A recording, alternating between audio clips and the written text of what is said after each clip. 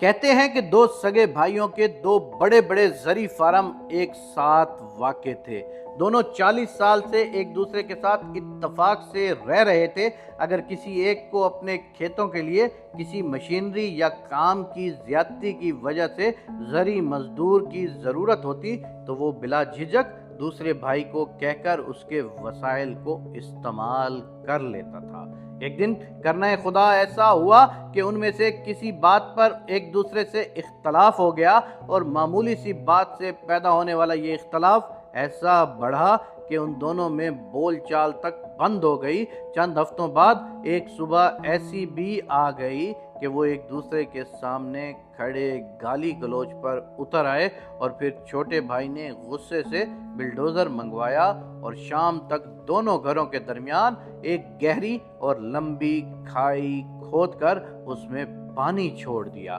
اگلے دن ایک ترکان کا وہاں سے گزر ہوا تو بڑے بھائی نے اسے آواز دے کر اپنے گھر بلایا اور کہا وہ سامنے والا فارم ہاؤس میرے بھائی کا ہے اور آج سے میں اس فارم ہاؤس کو دیکھنا ہی نہیں چاہتا، میرا اس سے جھگڑا چل رہا ہے۔ بھائی نے کل بلڈوزر سے میرے اور اپنے گھر کے درمیانی راستے کو کھود کر پانی چھوڑ دیا ہے۔ میں چاہتا ہوں کہ میرے اور اس کے فارم ہاؤس کے درمیان تم 8 فٹ اونچی باڑ لگا دو تاکہ میں اس کی شکل تو دور کی بات اس کا گھر بھی نہ دیکھ سکوں، اور دیکھو مجھے یہ کام جلد از جلد مکمل کر کے دو جس کی میں تمہیں منہ مانگی اجرت دوں گا۔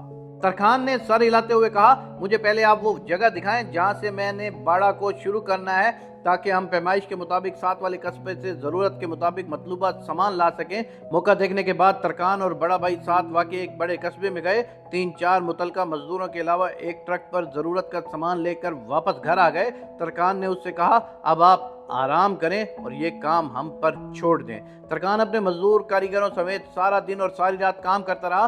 صبح جب بڑے بھائی کی آنکھ کھلی تو اس کا منہ لٹک گیا کیونکہ وہاں 8 فٹ تو کجا 1 انچ اونچی بھی باڑ نام کی کوئی چیز موجود نہ تھی۔ وہ پریشانی میں چھوٹے بھائی کی طرف سے پچھلے روز کھودی گئی کھائی کے قریب پہنچا تو یہ دیکھ کر اس کی آنکھیں کھلی کی کھلی رہ گئیں کہ وہاں تو ایک بہترین پل بنا ہوا ہے۔ جو ہی وہ اس پل پر پہنچا تو اس نے دیکھا ہے کہ پل کی دوسری طرف اس کا چھوٹا بھائی کھڑا اس کی طرف دیکھ رہا ہے۔ چند لمحے وہ خاموشی سے کھڑا کبھی کھائی اور کبھی اپنے بنے ہوئے پل کو دیکھتا اور پھر اس کے چہرے پر ایک ہلکی سی مسکراہٹ ابھری۔ چند سیکنڈ بعد دونوں بھائی آہستہ آہستہ قدم اٹھاتے پل کے درمیان آمنے سامنے آ کر کھڑے ہوئے اور ایک دوسرے کو دیکھنے لگے۔ دونوں بھائیوں کی آنکھوں میں آنسو بھر گئے اور انہوں نے ایک دوسرے کو گرم جوشی سے گلے لگا لیا۔ دیکھتے ہی دیکھتے دونوں بھائیوں کے بیوی بچے بھی خوشی کے مارے اپنے گھروں سے نکل کر بھاگتے اور شور مچاتے ہوئے پل پر اکٹھے ہو گئے اور دور کھڑا ہوا ترکان یہ منظر دیکھ کر مسکرا رہا تھا۔